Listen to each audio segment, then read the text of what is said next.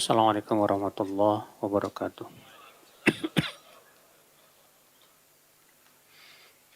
Innal hamdalillah nahmaduhu wa nasta'inuhu wa nastaghfiruh wa na'udzu billahi min shururi anfusina wa min sayyiati a'malina. Man yahdihillahu fala mudilla lahu wa man yudlil fala hadiya lahu. Wa asyhadu an la ilaha illallah wahdahu la syarika lah wa asyhadu anna Muhammadan abduhu wa rasuluh. Qala Allah Ta'ala fi kitabihil karim ya ayyuhalladzina amanu taqullaha haqqa tuqatih wa la tamutunna illa wa antum muslimun amma ba'd. Kita lanjutkan ayyuhal ikhwah masih hadis Al-Irbad bin Sariyah di mana Rasulullah sallallahu alaihi wasallam memberikan wasiat-wasiat yang agung sekali dalam hadis ini. Yang beliau bersabda usikum bitaqwallah was-sam'i wat-tha'ah wa in ta'ammaru 'alaikum 'abdun wa innahu man ya'ish minkum fasayara ikhtilafan katsira fa 'alaikum bisunnati wa sunnatil khulafa'ir rasyidin al-mahdiyyin 'addu 'alaiha bin nawajid wa iyyakum muhdatsatil umur fa inna kulla bid'atin dhalalah. Aku wasiatkan kalian untuk bertakwa kepada Allah, mendengar dan taat kepada pemimpin, walaupun kalian dipimpin oleh seorang hamba sahaya. Sesungguhnya orang yang hidup di antara kalian nanti akan melihat perpecahan yang banyak. Maka saat itu hendaklah kalian pegang sunnahku dan sunnah khulafa'ur rasyidin yang tertunjuki. Gigit ia dengan gigi geraham dan jauhi oleh kalian perkara yang diada-adakan, karena setiap bid'ah itu sesat. Di sini Nabi mengabarkan bahwa umat Islam akan berpecah belah, Pak. Dan Nabi menyebutkan solusinya cuma dua. Enggak ada yang ketiga. Apa solusi yang pertama ketika terjadi perpecahan? Pegang sunnah Nabi Shallallahu Alaihi Wasallam dan sunnah siapa? Sunnah para sahabat. Solusi yang kedua, Bapak, dari perpecahan, jauhi bid'ah. Cuma ini. Ya, bandingkan dengan orang-orang yang mengatakan, udahlah, ya, gak usah bahas tauhid, gak usah bahas sunnah, bid'ah, itu bisa bikin orang berpecah belah. Akhirnya kita disuruh diem, Mbak. Ya, kita gak boleh bahas masalah tauhid dengan alasan katanya itu bisa memecah belah. Kita gak boleh membahas tentang sunnah dan bid'ah dengan alasan katanya itu bisa memecah belah. Sementara orang yang berbuat syirik jalan terus. Orang yang berbuat bid'ah jalan terus. Maka ya akhal Islam, ya, seruan seperti ini sama saja ingin memadamkan tauhid dan memadamkan sunnah. Dan sama saja ingin menghidupkan apa? Kebid'ahan. Ya, memang sebuah ya perkara yang berat, akhirnya. Ketika kita menjelaskan tentang sunnah, tentang tauhid, saat kesyirikan dan kebid'ahan merajalela. Pastilah kita yang membahas tentang masalah itu akan dianggap macam-macam, Mbak. Tapi harus dijelaskan. Harus kita menjelaskan kepada manusia karena ini sangat urgen sekali. Karena inilah ya solusi daripada apa? Perpecahan. Dan kemarin juga sudah kita bahas itu tentang ya apa itu bid'ah. Di mana bid'ah sudah kita sebutkan adalah secara bahasa yaitu sesuatu yang baru ada yang sebelumnya tidak ada. Itu secara bahasa. Adapun secara istilah bid'ah adalah ya tata cara dalam agama yang dibuat-buat. Yang harus kita pahami di sini, Pak, bahwa bid'ah yang sesat itu khusus dalam agama, khusus dalam masalah ibadah. Kenapa demikian? Karena agama ini milik siapa? Milik Allah. Agama ini sudah sempurna tidak? Sudah sempurna. Rasulullah SAW sudah menyampaikan semua kebaikan tidak? Sudah. Rasulullah sudah memperingatkan dari semua keburukan tidak? Sudah. Berarti kewajiban kita apa Pak? Ikuti aja udah. Apa yang kita harus bikin-bikin yang baru? Sunnah-sunnah yang sudah jelas ada dalilnya yang sahih, banyak ditinggalkan, ini malah sibuk dengan yang gak ada dalilnya sama sekali. Ajib. Kemudian pembahasan kita pada hari ini adalah yaitu sebab-sebab munculnya bid'ah. Kenapa bid'ah itu sampai muncul, Mas? Banyak faktor yang menyebabkan bid'ah itu muncul. Yang pertama, adanya kebodohan ya terhadap dalil. Karena kebodohan terhadap dalil akhirnya menggunakan akal. Sehingga akhirnya berbicara sebatas dengan apa? Akal. Iya.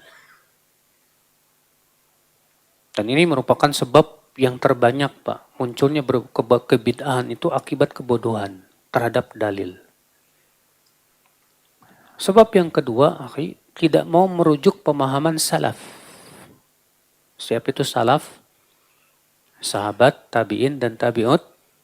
Tabi'in yang merupakan 3 generasi yang utama. Karena Rasulullah SAW sudah menjamin bahwa generasi yang terbaik itu siapa Pak? Generasi sahabat. Kemudian tabi'in, kemudian tabi'ut, tabi'in. Nabi bersabda, khairun nasi qarni. Sebaik-baik manusia itu generasiku. Kemudian setelahnya, kemudian setelahnya. Nabi sudah menyatakan, ini dia 3 generasi yang terbaik. Berarti kalau mereka yang terbaik, harusnya mereka yang harusnya diikuti, Pak. Tapi ketika kita tidak mau mengikuti pemahaman generasi yang terbaik, pastilah kita akan jatuh kepada berbagai macam kebid'ahan. Makanya lihat, munculnya firqah Khawarij, Syiah, ya, Qadariyah, Murji'ah, dan yang lainnya. Semua bertabrakan dengan akidah para sahabat. Semua itu tidak mengikuti ya keyakinan para sahabat Rasulullah sallallahu alaihi wasallam. Maka jadikan ya akhi pemahaman para sahabat sebagai apa? Parameter. Ya, untuk menilai berbagai macam pemahaman-pemahaman yang ada. Makanya Al-Imam Al-Barbahari dalam kitab Syarh Sunnah mengingatkan itu. Beliau mengatakan apa? Fanzur rahimakallah. Kullaman sami'ta kalamahu min ahli zamanik fala ta'jalan. Hatta tanzura fih. Hal takallama fihi ahadu minas sahabah. Kata beliau, lihat oleh kamu. Setiap orang yang berbicara tentang agama di masa kamu itu. Jangan tergesa-gesa. Sampai kamu lihat dulu. Ada enggak para sahabat yang mendahului ucapan dia itu? Fa'in wajadta fi athanan anis sahabah fatamassak bih.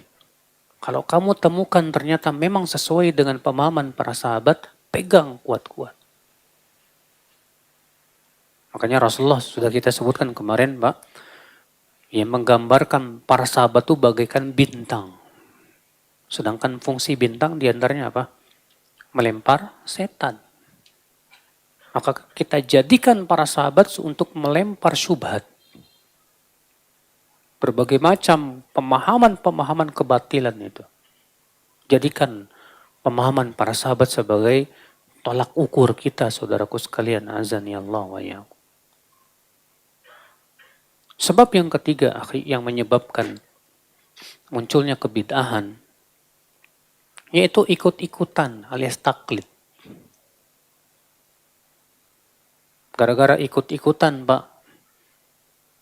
Ya, kita sendiri waktu kecil kan cuma ikut-ikutan, Pak. Dengan kebiasaan masyarakat yang ada yang kita kira itu sebagai sebuah kebenaran. Yang musibahnya ketika ikut-ikutan ini taklid disertai dengan fanatik buta. Akhirnya apa yang terjadi?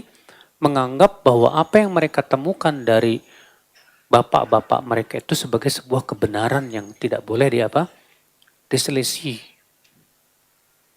Ya. Akhirnya apa? Gara-gara ikut-ikutan dan kita tumbuh di atas ikut-ikutan ini, akhirnya apa? Bid'ah dianggap sunnah. Dan sunnah dianggap aneh. Kenapa? Karena memang dari kecil kita tumbuh di atas itu. Makanya Abdullah bin Mas'ud berkata apa? Ya, kata Mas'ud, akan datang masanya sunnah dianggap bid'ah, bid'ah dianggap apa? Sunnah. Fa'idha turikat ya as-sunnah, ya apabila ada atau apabila ada bid'ah yang diingkari, mereka berkata apa? Ada sunnah yang diingkari. Padahal itu bid'ah. Akhul Islam, azani Allah wa yakum. Makanya kita dalam beragama itu Pak, jangan cuma ngikut-ikut doang Pak. Agama kita ini disuruh lihat dalilnya. Allah kasih kita akal itu bukan untuk menentang dalil Mas.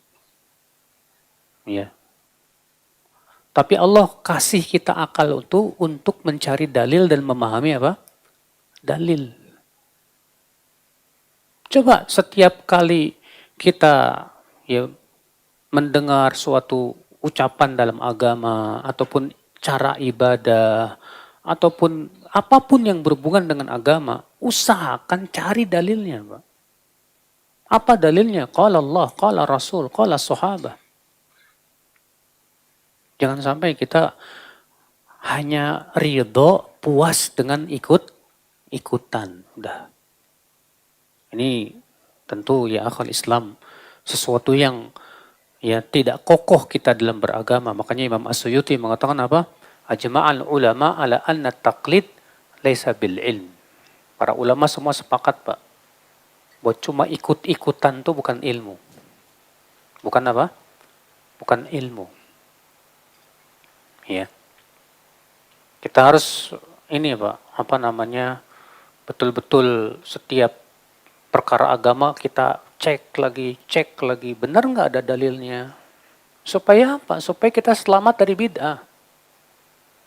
Tapi kalau kita hanya sebatas mendengar langsung masukin, udah langsung ya ikut-ikutan selesai. Wallahi ya akhi, kita tidak akan selamat dari yang namanya apa? Bid'ah ya. Ya.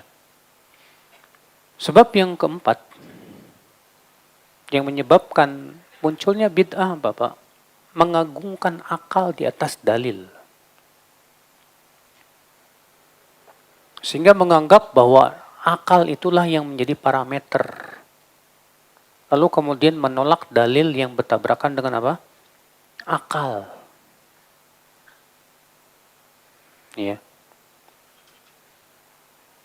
Dan ini musibah saudaraku, ini termasuk yang pertama kali melakukannya siapa? Yang menolak dalil dengan akal. Iblis. Allah menyuruh iblis untuk sujud kepada siapa? Adam. Dibantah sama iblis. Pakai apa? Akal. Apa kata iblis? Khalaqtani min nar wa khalaqtahu min tin. Engkau ciptakan aku dari api dan engkau ciptakan Adam dari tanah. Api lebih baik daripada tanah. Harusnya dia dong yang sujud sama aku. Bukan aku yang sujud sama dia. Lihat akhi. Yang pertama kali menolak dalil dengan akal itu iblis. Pak. Iya. Maka kalau kita sampai menolak dalil pakai akal. Berarti kita pengikut siapa? Bukan pengikut Rasul. Bukan. Rasulullah tidak pernah mengajarkan begitu. Apalagi masalah-masalah agama ini Pak, banyak yang sulit dicerna oleh akal. Makanya Ali bin Abi Thalib berkata apa? Lau kana ad-dinu bir-ra'yi, lakana asfal al-khuf aula bil mashi min a'lah. Walaqad ra'aitu Rasulullah SAW yamsahu a'la al-khuf.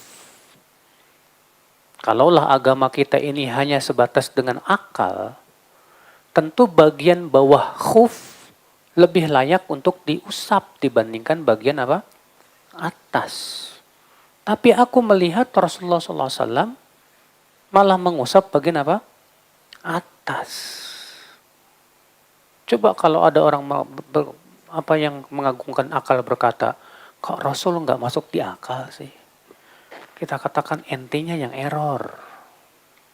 Ya. Rasulullah tidak mungkin salah. Rasulullah SAW berbicara dari wahyu.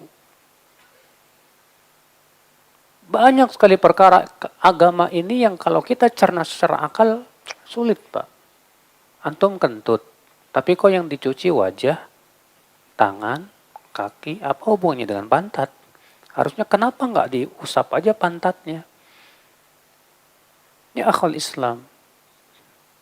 Makanya agama kita ini Pak berdiri di atas sami'na wa ata'na. Maka siapapun ya akhul Islam yang mendewakan akal, mengagungkan akal di atas dalil, wallahi ya akhul Islam dia tidak akan mendapatkan hidayah dari Allah Subhanahu wa taala. Ya. Kemudian sebab yang kelima yang menyebabkan munculnya bid'ah ya akhul Islam. Kenapa bid'ah itu bisa muncul? Yaitu mengikuti adat istiadat. Yang ternyata adat istiadat itu menyimpang dari syariat. Yang ternyata kebiasaan di masyarakat itu tidak ada dalil sama sekali, Pak. Ya. Sehingga akhirnya apa yang terjadi? Yang selalu dijadikan rujukan, inna wajadna aba'ana ala ummah. Kami mendapatkan bapak-bapak kami, nenek moyang kami di atas keyakinan. Wa inna ala atharihim muqtadun. Kami lebih mengikuti jejak mereka. Ya. Maka kita katakan, ya akhi, yang kamu temukan dari nenek moyangmu itu harus dilihat sesuai enggak dengan Allah dan Rasulnya.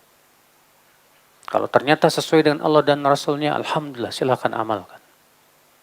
Tapi kalau itu tidak sesuai dengan Allah dan Rasulnya dan tidak ada asalnya, jangan amalkan. Walaupun itu menjadi sebuah tradisi dalam masyarakat kamu.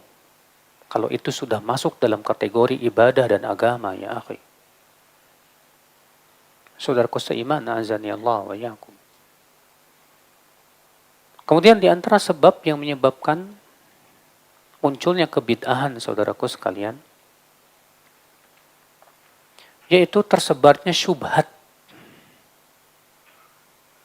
Ya. Apa itu syubhat? Yaitu segala argumentasi untuk membela kebatilan. Karena biasanya Pak, orang-orang yang di atas kebid'ahan, kesesatan akan berusaha mencari apa?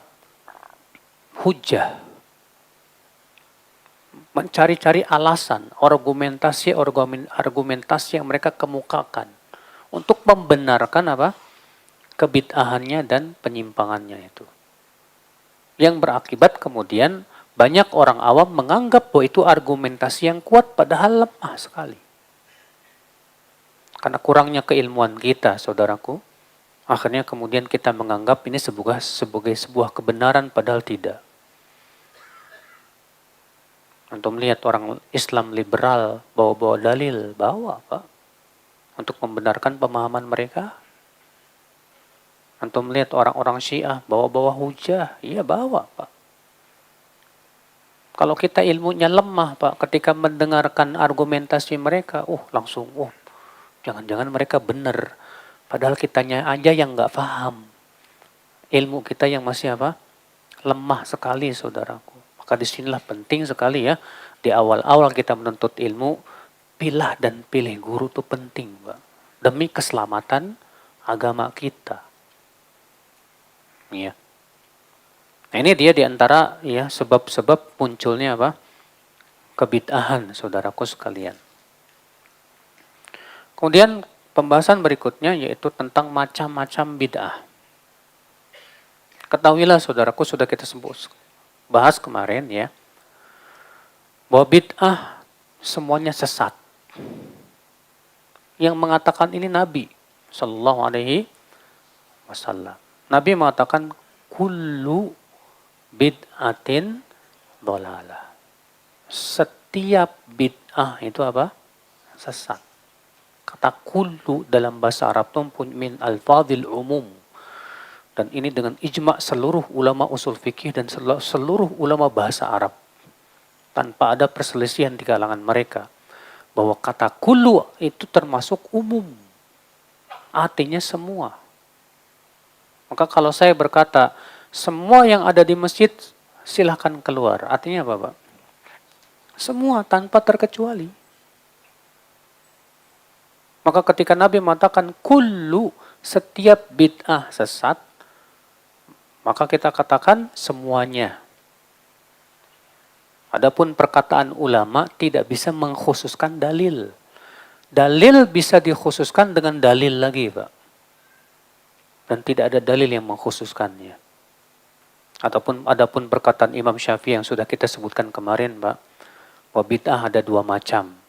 Ada bid'ah yang terpuji dan ada bid'ah yang tercela. Sudah kita sebutkan bahwa ini bid'ah secara bahasa, bukan secara istilah syariat. Iya. Demikian pula sebagian ulama membagi bid'ah jadi 5. Bid'ah yang wajib, bid'ah yang sunnah, bid'ah yang mubah, bid'ah yang makruh, bid'ah yang haram.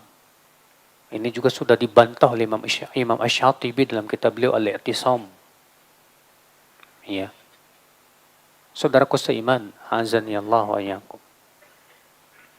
Kemudian bid'ah yang sesat ini, Pak, dibagi-bagi lagi oleh para ulama. Dilihat dari berbagai macam sisinya. Dilihat daripada hakikatnya dan keasliannya, bid'ah ada dua macam. Ada yang disebut dengan bid'atun hakikiyah atau bid'atun asliyah.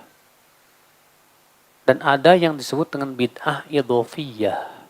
Apa itu bid'ah hakikiyah, Pak? Yaitu bid'ah yang memang sama sekali nggak ada dasarnya dalam syariat, Pak. Dan murni dibuat-buat. Iya. Contohnya apa, Pak? Perayaan Isra dan Mi'raj. Perayaan kelahiran Rasulullah. Memang dibuat-buat murni. Nggak ada di zaman Nabi. Nggak ada zaman sahabat. Tidak ada zaman tabi'in. Tidak pula zaman tabi'in. Iya. Kapan mulai munculnya perayaan Maulid Nabi, Pak? Di zaman Banu Fatimiyah, Syiah.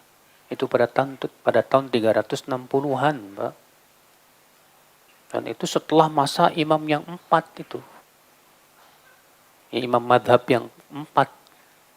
Itu kan yang terakhir Imam Ahmad bin Hambal. Dan beliau wafat pada tahun 246 Hijriah. Sementara Banu Fatimiyah ini 360-an. Berarti 100 tahun lebih setelah imam yang 4. Makanya tidak ada imam yang 4 yang merayakan, Pak. Itu memang murni dibuat-buat. Asli, Pak. Ada lagi yang disebut dengan bid'atun idhofiyah. Apa itu bid'ah idhofiyah? Yaitu ada asalnya dalam syariat tapi ditambah-tambah. Ada asalnya dalam syariat tapi ditambah-tambah. Contoh misalnya, Pak. Sholat ada dalilnya nggak, Pak? Ada, tapi ditambah-tambah gerakannya, Pak. Ya. Sebelum sholat baca dulu A'udzubillahi minasyaitonirrajim. Lalu baca kulhu, kul al-falaq, kul a'udzu birabbin nas. Baru kemudian takbiratul ihram. Ini namanya ditambah-tambah. Nah, ini disebut dengan bid'ah idhofiyah. Ya. Ditambah dari sesuatu yang disyariatkan. Sholatnya sih nggak bid'ah. Cuma masalahnya ditambahin gitu loh. Iya. Seperti sebagian orang kalau salam tuh tangannya dibalikin, Pak. Salam ke kanan, Assalamualaikum warahmatullahi dibalik. Assalamualaikum warahmatullahi dibalik. Ditambah-tambah, nggak ada dalilnya yang sahih dari Rasulullah Sallallahu Alaihi Wasallam. Ya, demikian pula puasa. Puasa ada dalilnya tidak, Pak? Ada dalilnya. Puasa dari Rasulullah Sallallahu Alaihi Wasallam. Tapi kemudian ditambah-tambah dengan ibadah-ibadah yang tidak disyariatkan oleh Rasulullah Sallallahu Alaihi Wasallam. Ini namanya bid'ah idhafiyah. Kemudian dilihat dari sisi berat atau tidaknya dibagi lagi menjadi dua oleh para ulama. Yang pertama yaitu bid'atun mukaffirah. Yang dilihat dari sisi berat atau ringannya sebuah bid'ah itu, Pak. Yang pertama yaitu bid'ah mukaffirah. Apa itu bid'ah mukaffirah? Yaitu bid'ah yang sampai kepada derajat kufur. Bid'ah yang sampai kepada derajat apa? Kufur. Dan bisa menjadikan pelakunya kafir. Apa itu? Yaitu setiap bid'ah yang mengandung pengingkaran terhadap pokok-pokok agama Islam yang wajib diyakini. Contoh misalnya apa? Bid'ahnya Ibnu Sina, di mana dia tidak mengimani adanya malaikat. Ibnu Sina mengatakan bahwa malaikat itu hanyalah simbol tentang apa? Ya, kekuatan saja dan kebaikan. Makanya Ibnu Sina dikafirkan oleh siapa, Pak? Hah? Imam Ghazali. Dan banyak ulama mengkafirkan Ibnu Sina. Karena keyakinannya yang sesat itu, Pak. Iya. Dan memang Ibnu Sina ini ahli filsafat yang murni, Pak. Demikian pula ya akhul Islam, keyakinan orang Syiah Rafidhah yang mengatakan bahwa para sahabat semua kafir.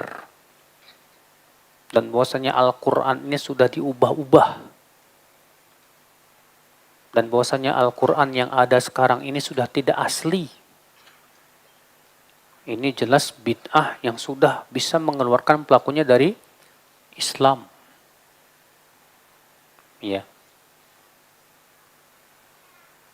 Contoh lagi akhul Islam, ya bid'ah liberal yang punya keyakinan bahwa semua agama sama, semua agama masuk surga. Ini jelas bertabrakan, sangat bertentangan dengan Al-Quran dan hadis dan ijma' seluruh ulama. Ya, adapun Al-Quran Allah berfirman, Inna ad-dina indallahil Islam. Ya. Nah ini, namun Pak, apakah mereka yang jatuh kepada bid'ah mukaffirah langsung dicap kafir? Kata para ulama tidak. Sampai terpenuhi 4 syarat. Syarat yang pertama, dia pelakunya balik dan berakal. Adapun kalau dia masih anak-anak atau orang gila, maka nggak boleh Pak dikafirin, Pak. Orang yang mengkafirkan orang gila itu biasanya orang gila lagi, Pak. Ya. Syarat yang kedua, dia melakukan kekafiran itu, Pak, dengan penuh sukarela, bukan karena dipaksa. Adapun kalau dia dipaksa, maka ya tidak boleh dikafirkan. Syarat yang ketiga, sudah tegak padanya hujjah. Sudah disampaikan kepadanya apa? Keterangan dengan sejelas-jelasnya.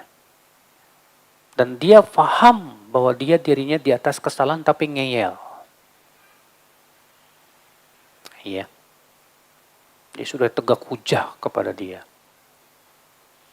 Syarat yang keempat, alla yakuna muta'awilan.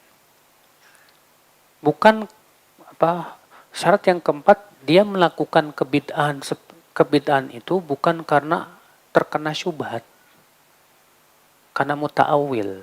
Kalau dia terkena syubhat belum bisa dikafirkan, Pak.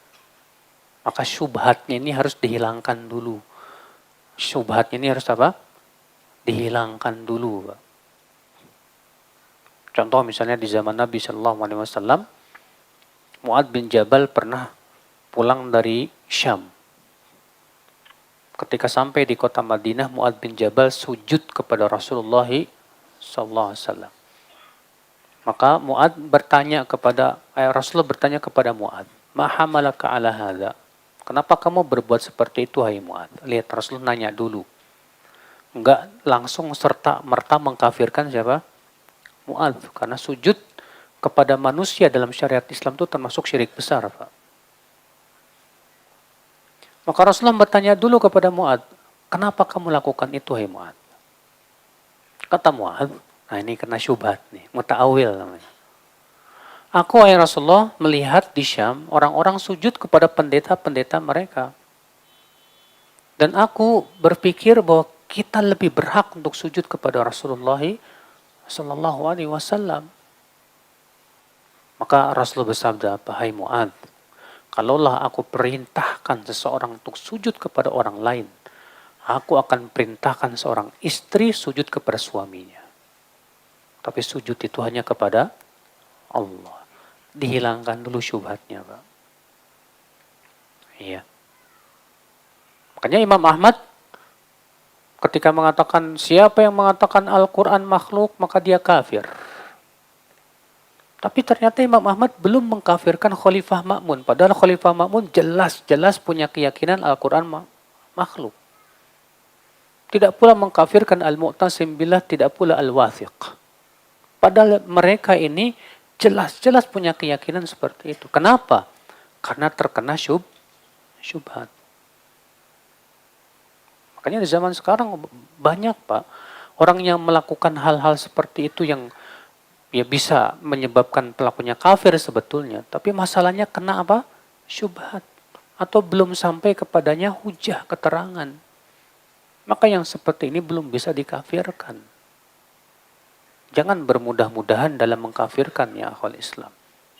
Lebih baik salah ketika kita memaafkan dan tidak mengkafirkan, dibandingkan ketika kita salah saat kita mengkafirkan. Iya.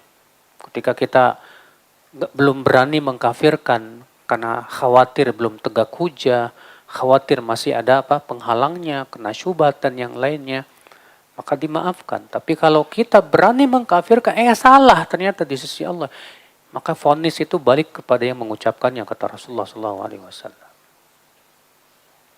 Iya.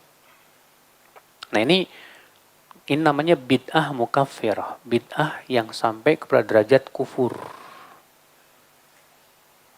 Yaitu setiap bid'ah yang mengandung pengingkaran terhadap pokok-pokok agama yang harus diyakini. Seperti misalnya ada orang yang mengingkari kewajiban sholat, Pak. Ini sebetulnya sudah bid'ah sampai derajat bid'ah mukaf. Ada enggak? Ada, Pak. N11. Orang N11 mengatakan sholat belum wajib karena kita masih periode Mekah. Belum periode Madinah, kata mereka. Dengan keyakinan yang bodoh itu, yang tidak ada satupun ulama mendahului mereka, mereka mengatakan belum wajib. Ini jelas sebetulnya masuk dalam bid'ah mukaffirah. Karena mengingkari kewajiban yang sudah sepakat seluruh ulama akan cuma masalahnya karena mereka kena syubhat, kita belum berani mengkafirkan. Iya. Kemudian ya akhwal Islam, yang kedua yaitu bid'ah ghairu mukaffirah. Bid'ah yang tidak sampai derajat kafir. Bid'ah yang belum sampai kepada derajat apa? Kafir. Dan ini biasanya, Pak, kebanyakan bid'ah yang sifatnya amaliyah. Yang melakukan ibadah-ibadah yang memang tidak ada syariatnya, tidak ada dalilnya. Makanya yang seperti ini bid'ah yang belum sampai pelakunya kepada derajat apa? Kafir. Makanya dari sini Pak, tampaklah kedustaan orang yang menuduh kita mudah mengkafirkan. Itu Wahabi itu suka kafir-kafirin katanya. Maka kita katakan Wahabi yang mana ya Mas? Yang suka kafir-kafirin Mas. Iya. Kalau Wahabi pengikut Wahab bin Rustum, iya memang. Tapi kalau Wahabi yang kamu maksud yaitu Syekh Muhammad bin Abdul Wahab, Syekh Muhammad bin Abdul Wahab justru orang yang paling hati-hati dalam mengkafirkan. Syekh Muhammad bin Abdul Wahab mengatakan apa? Idza lam ukaffir man ya'budu sanam alladhi ala qabril badawi.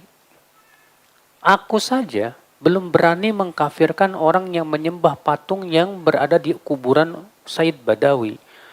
Lijahlihim, karena kebodohan mereka dan tidak ada yang mengingatkan. Bagaimana aku akan mengkafirkan orang yang tidak mau hijrah kepadaku, katanya Syekh Muhammad bin Abdul Wahab ketika membantah adanya tuduhan beliau mengkafirkan orang yang tidak mau hijrah ke negeri beliau. Iya. Saudaraku seiman, azani Allah wa iyyakum. Tapi itulah Pak masalahnya Pak. Sengaja itu tuduhan-tuduhan secara dusta itu disematkan. Tujuannya supaya orang lari dari dakwah ya sunnah. Dengan memberikan label-label menakutkan Wahabi, Wahabi, awas Wahabi. Lalu melakukan kedustaan terhadap apa? Syekh Muhammad bin Abdul Wahab. Ya. Dan kedustaan terhadap para ulama-ulama sunnah. Saudaraku seiman, azani Allah wa iyyakum. Kemudian bid'ah dilihat dari sisi statusnya. Itu ada dua macam juga.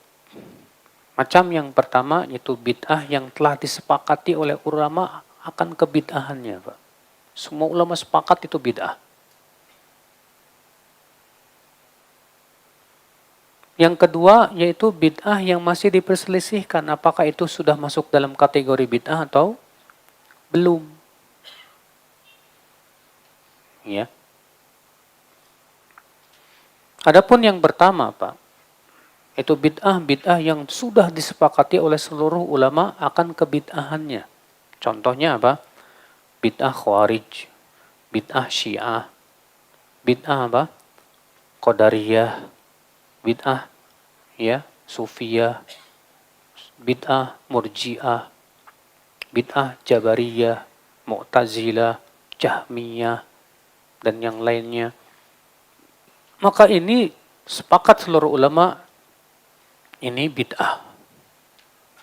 Dan pelakunya disebut dengan ahlul bid'ah. Pelakunya disebutkan apa?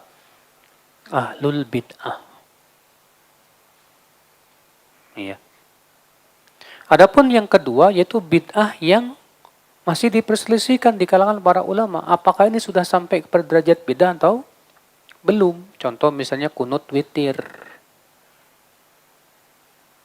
Imam Syafi'i mengatakan kunut witir sunnah. Imam Abu Hanifah mengatakan kunut witir bid'ah. Sedangkan Imam Ahmad dan Imam Malik dan Ashabul Hadis mengatakan kunut witir tidak disyariatkan tapi belum sampai kepada bid'ah. Maka yang seperti ini, Pak, pelakunya tidak boleh disebut ahli bid'ah. Pelakunya tidak boleh disebut sebagai apa? Ahli bid'ah. Ketika antum melihat teman antum kunut, langsung antum bilang ahlu bid'ah ente. Kita katakan jangan-jangan ente-nya. Iya, hati-hati Mas. Makanya Syekhul Islam Taimiyah menyebutkan siapa sih ahli bid'ah itu?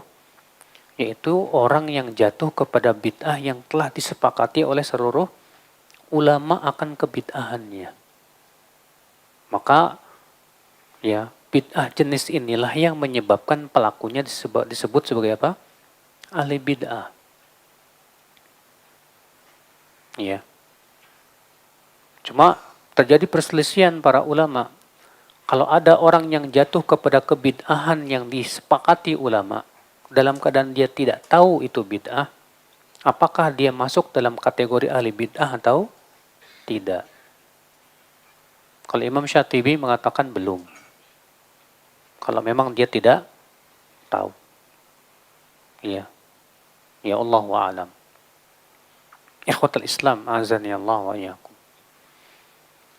Kemudian ya akhi, pembahasan selanjutnya itu beberapa kaidah untuk mengenal bid'ah. Sedikit kaidah, walaupun sebetulnya banyak kaidahnya.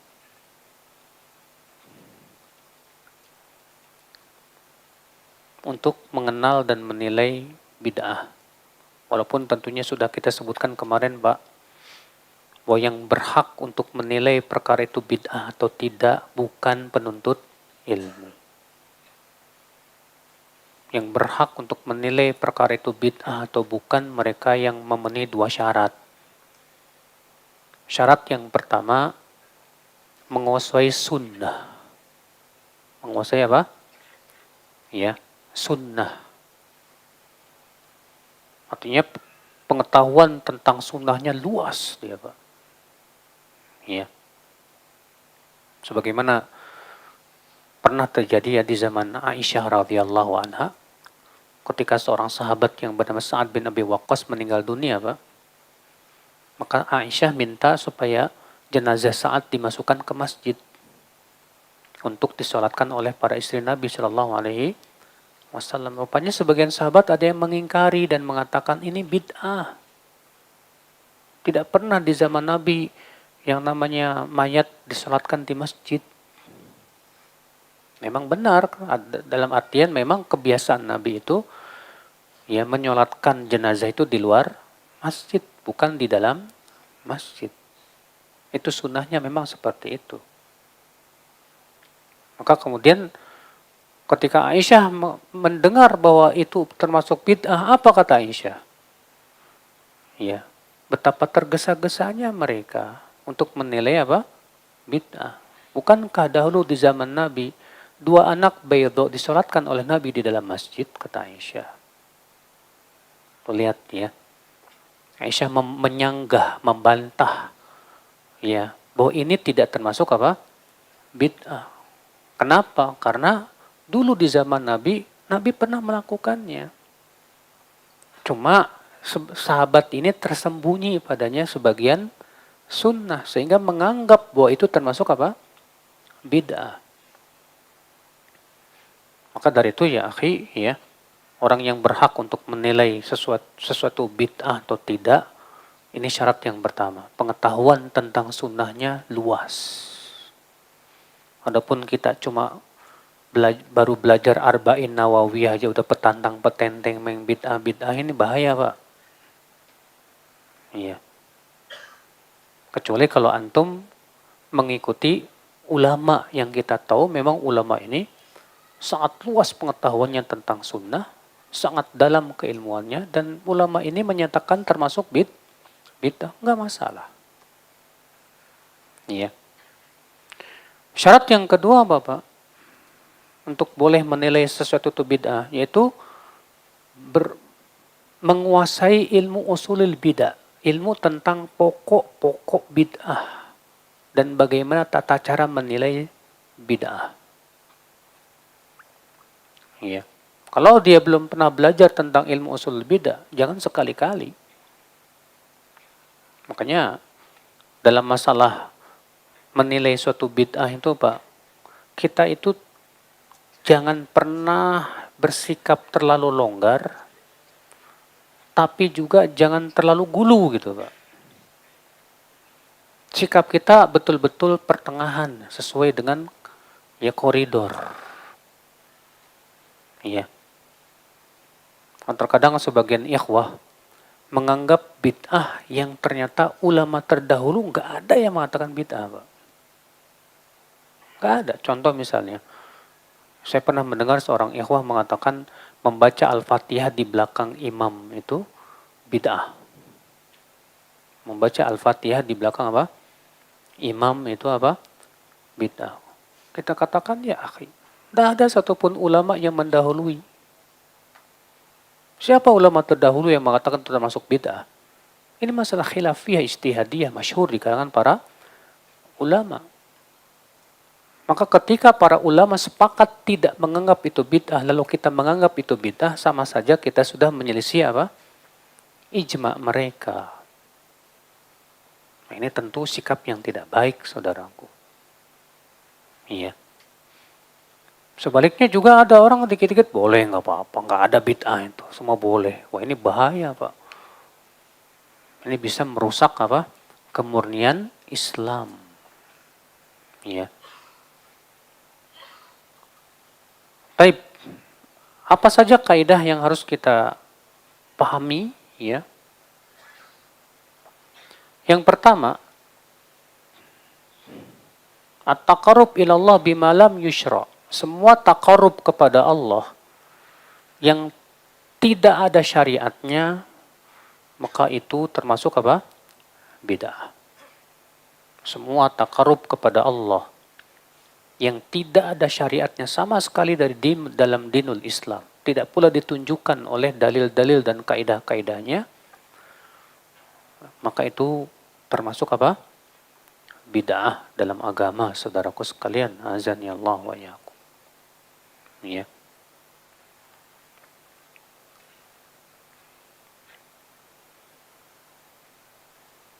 Kemudian yang kedua, akal Islam, azani Allah wa iyyakum. Setiap ibadah yang hanya berdasarkan kepada hadis palsu. Hadis apa? Ya, palsu.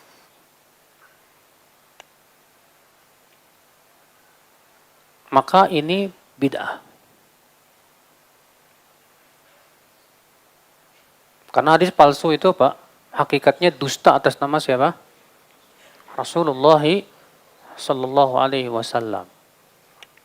Berapa banyak pada di zaman sekarang hadis palsu itu berseliweran, Pak. Iya. Hadis palsu. Misalnya contoh, man 'azzama maulidi kana ma'iya fil jannah. Siapa yang mengagungkan hari kelahiranku, maka ia akan bersamaku di surga. Kata para ulama, hadis ini palsu. Semua hadis tentang keutamaan batu akik palsu. Betul, Pak. Karena masalahnya hadisnya banyak juga. Ya, sehingga sebagian orang punya keyakinan memakai batu akik itu termasuk sunnah. Ya, padahal hadisnya palsu semuanya. Maka meyakininya sebagai sunnah termasuk apa? Bid'ah. Adapun sebatas memakai saja karena senang dan tidak ada keyakinannya sunnah, tidak ada keyakinan macam-macam, silahkan saja. Mubah-mubah saja. Yang tidak boleh itu kalau sudah diyakini itu apa? Sunnah. Mana dalilnya? Ya. Taib, sepertinya sudah masuk adzan ya. Fadhal adzan.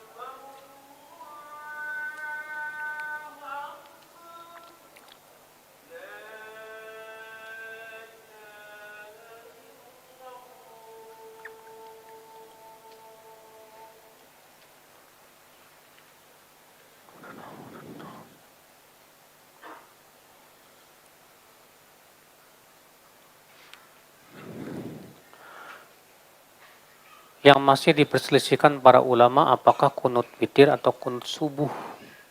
Tadi antum menyampaikan kunut witir ya. Ini salah berarti saya, Pak. Itu maksud saya kunut subuh.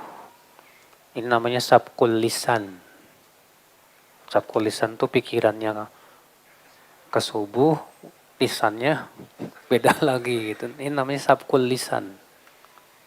Itu diluruskan, maksudnya kunut apa? Subuh. Adapun kunut witir, ya, itu termasuk sunnah. Bolehkah mengucapkan ta'awud sebelum melakukan sholat dengan niat meminta perlindungan kepada Allah agar lebih fokus sholat? Kalaulah itu baik, tentu yang pertama kali melakukannya siapa? Rasulullah SAW. Ternyata Rasulullah mengucapkan ta'awudnya kapan? Setelah takbiratul ihram, kemudian membaca doa istiftah. Baru kemudian ta'awud. Ya. Adapun sebelum sholat ta'awud, mana ada dalilnya? Tidak dilakukan Rasulullah, tidak pula para sahabat, tidak pula para tabi'in, tidak pula tabi'ut tabi'in, tidak pula imam madzhab yang 4. Ya. Ini dibuat-buat.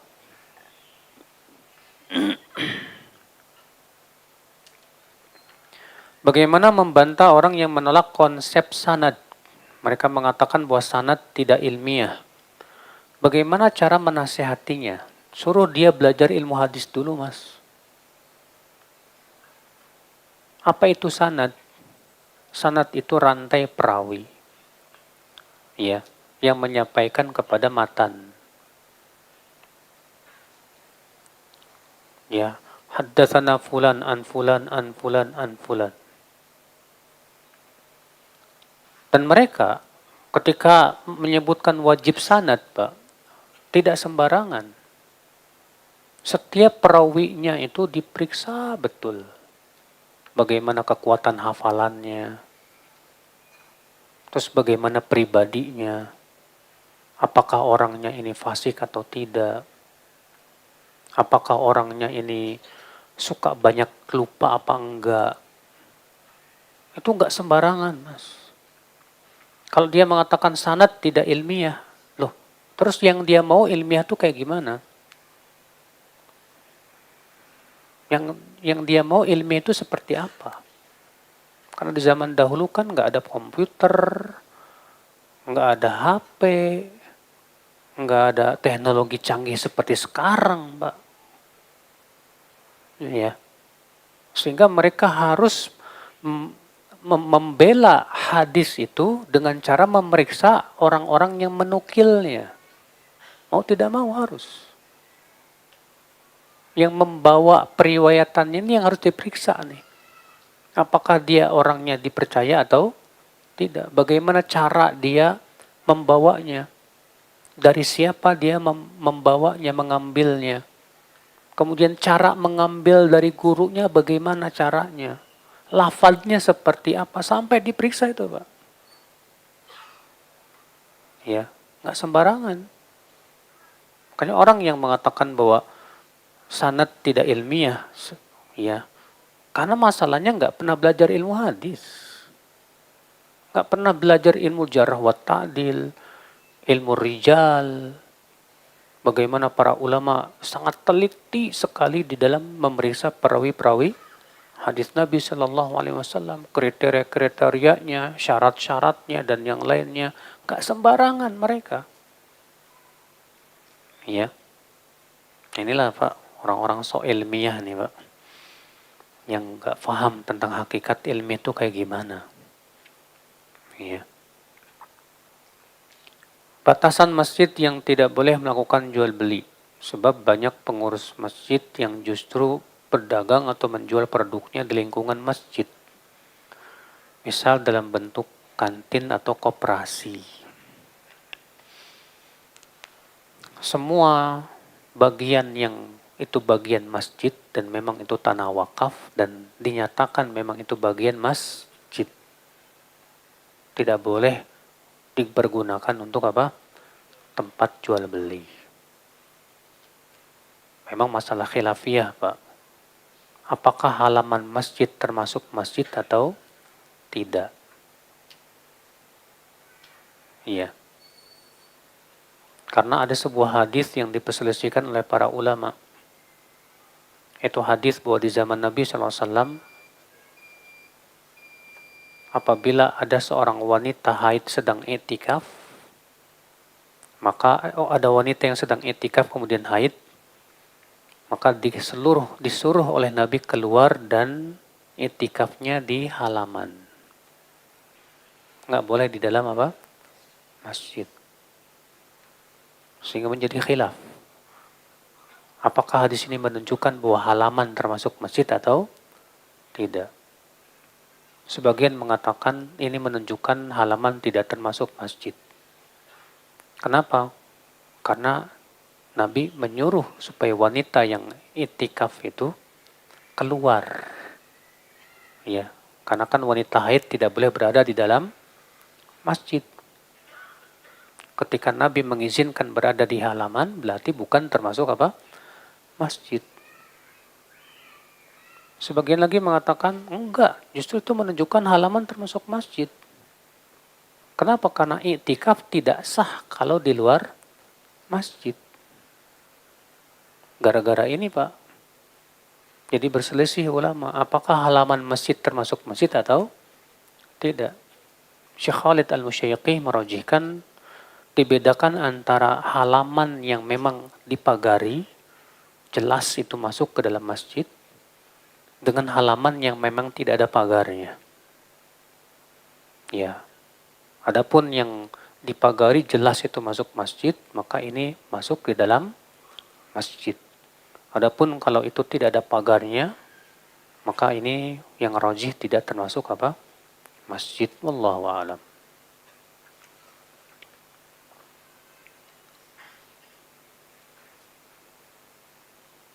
Apakah Ibnu Hazm memiliki madhab tersendiri? Iya, Pak. Ibnu Hazm ini disebut dengan madhab Dhohiri. Ya, dan pendiri madhab Dhohiri ini adalah Daud Al-Dhohiri. Dan Ibnu Hazm ini termasuk pembela madhab Dhohiri. Iya. Di mana Ibnu Hazm saking berpegang kepada lahiriah hadisnya, banyak sekali pendapat beliau yang diingkari oleh para ulama. Di antaranya Ibnu Hazm menolak adanya qiyas. Menurut Ibnu Hazm, qiyas bukan hujah. Sementara madhab yang 4 semua sepakat qiyas itu apa? Hujah. Iya. Dan banyak lagi pendapat-pendapat Ibnu Hazm yang nyeleneh. Namun juga banyak juga pendapat Ibnu Hazm yang sangat kuat sekali. Ya, dalil-dalilnya. Yang jelas beliau salah satu ulama yang bisa salah, bisa benar, Pak.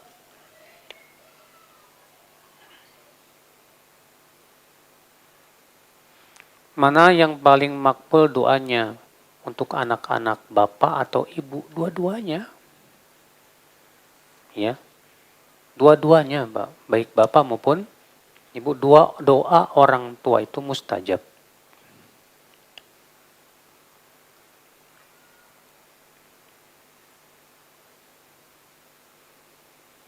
Lafaz amin dalam sholat berjamaah, apakah amin atau amin? Dua-duanya salah. Yang benar amin. A dua ketuk, min ini disebut dengan mad arid li sukun. Mad arid li sukun itu boleh 2, boleh 4, boleh 6. Ya. Sedangkan A-nya itu mad asli, 2 ketuk. Amin. Nah, benar.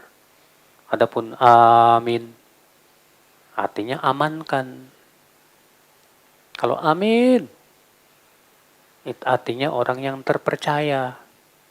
Tapi kalau amin artinya kabulkan. Ya. Demikian. Subhanakallah bihamdik. Asyhadu an la ilaha illa anta astaghfiruka wa atubu ilaik. Assalamualaikum warahmatullahi wabarakatuh.